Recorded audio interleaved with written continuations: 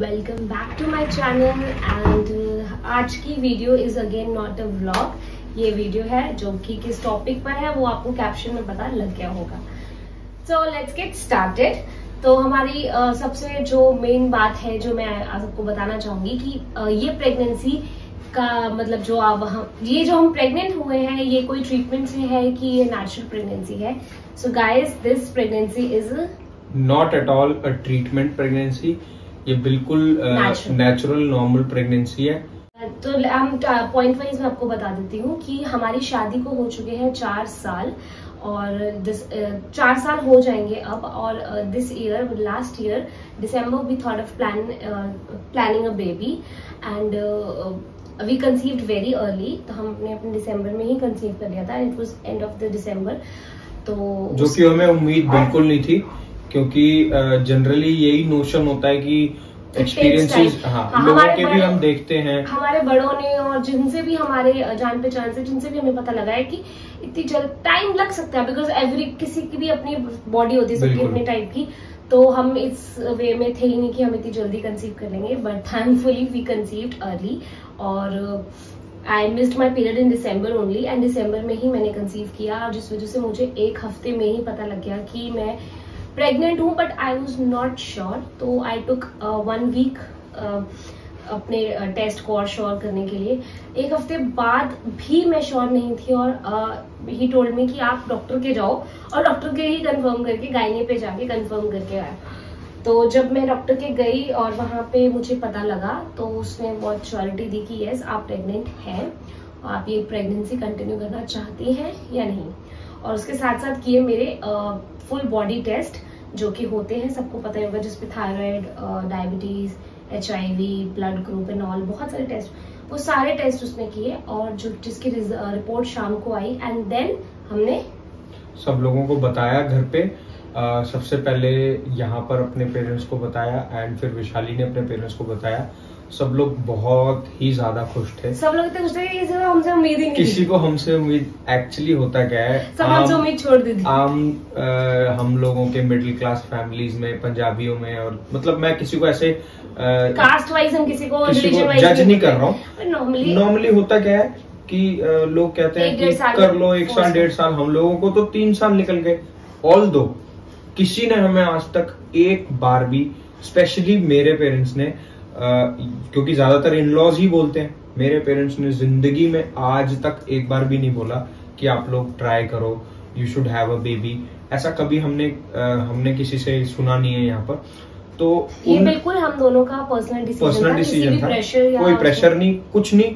And actually अभी भी नहीं होता तो हमें कोई कुछ कहता नहीं, मुझे लगता है। और 2-4 साल 5 सालों तक उसके बाद तो हद हो जाती है, तो फिर एटलीस्ट पूछा तो जरूर जाता है।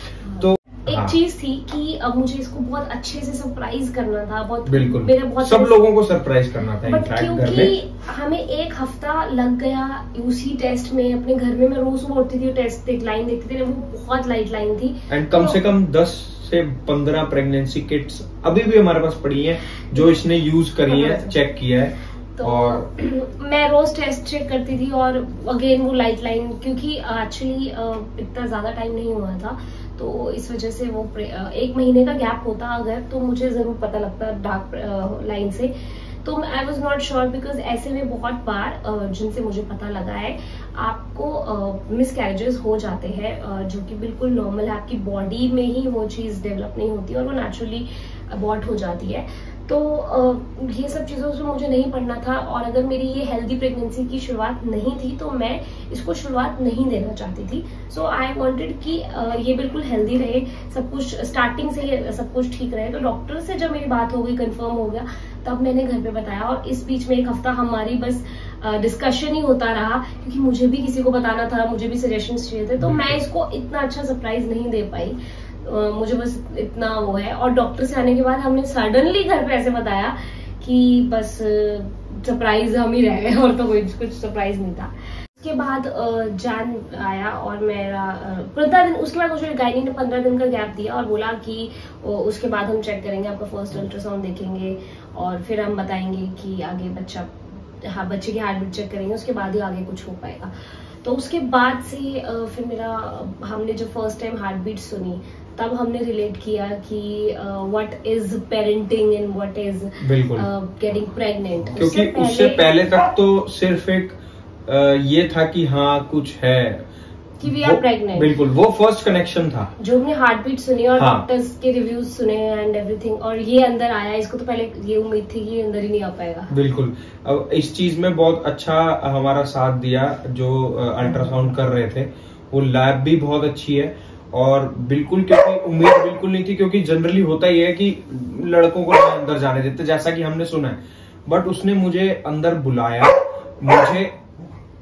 मुझे स्पेशली सब कुछ दिखाया, एक एक चीज जो भी उस अल्ट्रासाउंड में पता चलती है, हार्ट बीट सुनाई, सब कुछ दिखाया। एंड मेरे लिए वो सबसे अलग फीलिंग थी, क्योंकि एक लड़का पूरे 9 महीने सिर्फ इन्हीं चीजों से कनेक्ट कर पाता है। आगे चल के जैसे अब 8th मंथ में मूवमेंट से कनेक्ट कर पाता है, उससे पहले तक तो सिर्फ अल्ट्रासाउंड और वो छोटी छोटी इमेजेस, वो जो छोटे छोटे बच्चे के बॉडी पार्ट्स दिखते ना, उन्हीं से रिलेशन हो पाता है बस। उसके बाद मंथली मेरी डॉक्टर से अपॉइंटमेंट हुई और ऐसे चला करीबन 5th मंथ तक, एनॉमली स्कैन तक। लेकिन उससे पहले जो कि बहुत इंपॉर्टेंट चीज थी, जो मेरा स्टार्टिंग में मेरे टेस्ट हुए थे दैट टर्न्ड आउट नॉर्मल, जो कि जिस टाइम मैं प्रेग्नेंट हुई थी। उसके बाद 4th मंथ में most important test that is dual marker test, जो कि आई एम श्योर जो प्रेग्नेंट रहे होंगे उनको पता होगा। तो वो टेस्ट होता है बच्चे की डाउन सिंड्रोम, किसी तरीके की डाउन सिंड्रोम की प्रॉब्लम तो नहीं है, किसी तरीके की दिमागी प्रॉब्लम तो नहीं है। और अगर उसका रिजल्ट पॉजिटिव आता है, on a bad side I am saying, अगर उसका रिजल्ट हाई रिस्क आता है तो फिर बिकॉज उस तरीके से ट्रीटमेंट चलता है। हाँ, वो आप गूगल यूट्यूब वगैरह देख सकते हैं। प्लस होता ये है कि हमें तो कुछ पता नहीं था इस चीज के बारे में। जनरली 30+ जो लड़कियां होती हैं उनको हमारी गायनी ने हमें ये बताया कि मस्ट है करवाना, कि वो करवाना बहुत जरूरी है। और मोस्टली लड़कियों को वो लोग ये चीज रेकमेंड करते हैं, क्योंकि उसमें कहते हैं 30 अबव जो होते हैं बच्चे, रिस्क फैक्टर बढ़ जाता है, ज्यादा रेशियो ज्यादा होता है, और 30 बिलो में ये रेशियो कम होता है। आई एम 28 राइट नाउ, तो डॉक्टर ने मुझे बोला आप करा लोगे तो आप सेफर साइड रहोगे और टेंशन फ्री रहोगे। एंड हमने कराया ऐसे कि शायद अगले दिन उनका बिजनेस डेज नहीं थे और एक दिन एक्स्ट्रा उन्होंने ले लिया रिपोर्ट देने में, और 2 या 3 दिन हमारी जो बैंड बजी ना, लिटरली आप लोग सोच भी नहीं सकते। जो इस चीज से गुजरेंगे ना, उन्हीं को पता होगा कि ये नर्वसनेस क्या होती है, क्योंकि एक तो इस चीज के बारे में कुछ ज्ञान नहीं था। And it's a very important, बिल्कुल इंपॉर्टेंट चीज है, और ये बहुत क्रूशियल है। भाई साहब, हमारी जो जान निकली है ना, ये तो सोती ही नहीं थी कि पता नहीं क्या निकल के अगर होगा तो हम क्या करेंगे। और सबको बता दिया है ये वो, मतलब बहुत सारी बातें आपके दिमाग में आती है। आई एम श्योर जो रिसेंट मदर्स या कोई मदर्स रही है वो रिलेट कर सकती है। प्लस इस टेस्ट के बारे में जब तक ये हुआ हमने किसी को नहीं बताया था, अपने फैमिली, अपने फ्रेंड्स, ये हम दोनों के बीच की बात थी सिर्फ। जब ये निकल के आया तो जो भी इसका रिजल्ट था लो रिस्क।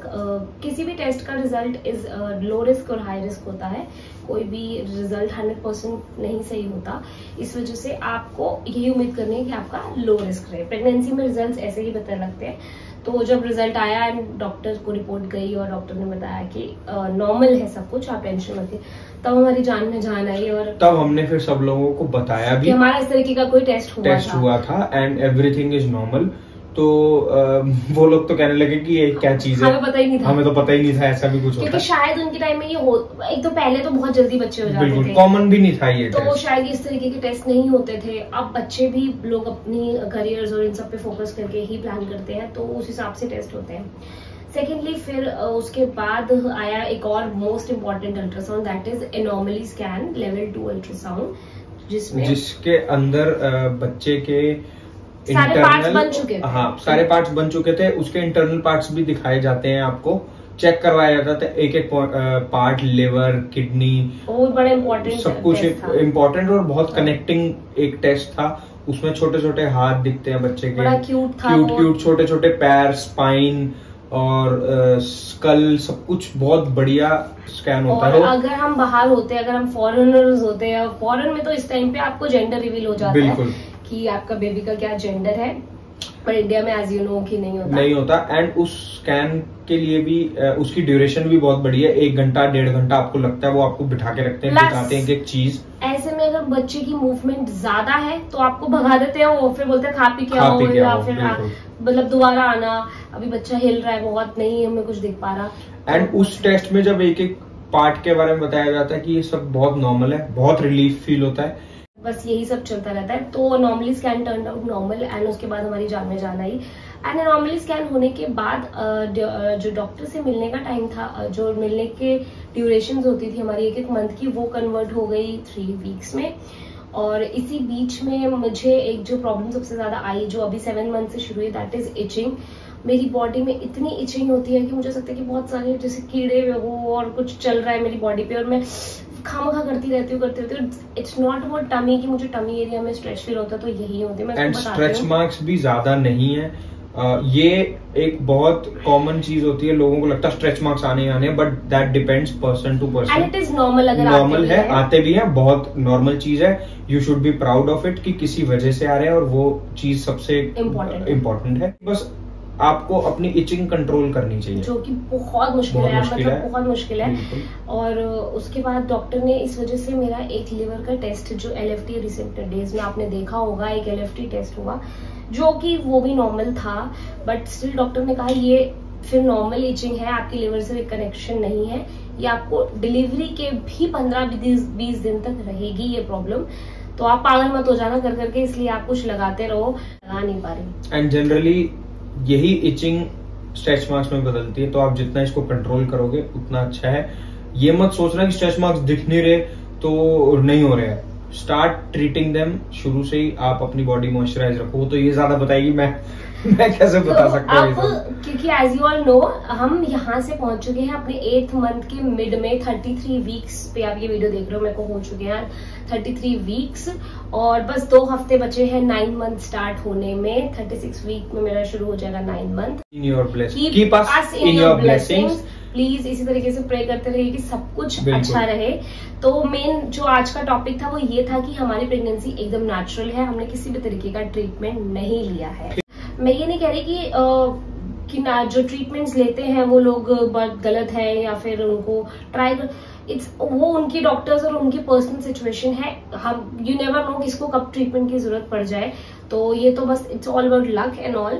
तो we are very thankful and grateful to God कि हमें नेचुरली कंसीव हुआ, बिकॉज हमने अब प्लान करना स्टार्ट कर दिया था कि जो भी होगा देखा जाएगा।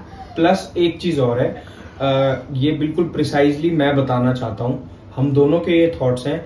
हम कभी भी किसी भी लड़की को या उसके पार्टनर को या किसी को भी जज नहीं करते, कभी भी किसी को जज नहीं करना चाहिए। सबकी अपनी बॉडी है, हर लड़की का अपना मेंटल एक स्टेट है जब वो रेडी होती है, हर लड़के का मेंटल, लड़कों का भी मेंटल स्टेट इस चीज में होना बहुत जरूरी है। अगर लड़की विलिंग है और लड़का विलिंग नहीं है तो वो भी बहुत बड़ी चीज होती है, नहीं होता। My blessings are to all the mothers जो माँ बनने वाली है या फ्यूचर में मदर बनने के लिए प्लान कर रही हैं। और मेरी तरफ से रिस्पेक्ट है उन सब लेडीज को, प्लस उन फादर्स को भी जो ऐसे टाइम में अपनी वाइफ का ध्यान रखते हैं, एंड रखना बहुत जरूरी है। Part from all this please आप प्रे कीजिए, मेरा 9 मंथ लगने वाला है, एंड जल्दी से जल्दी हम 2 से 3 हो जाएं। जल्दी नहीं, मतलब पूरा टाइम लेकर 9 मंथ लगते अच्छे से बच्चा फुली प्रिपेयर मतलब बन जाए, और उसके बाद मैं जल्दी से इस बेबी को देख पाऊँ, हम देख पाए, एंड आप लोगों से इंट्रोड्यूस करा पाए। Till then keep watching, subscribe to our channel, and lots of love. Bye bye.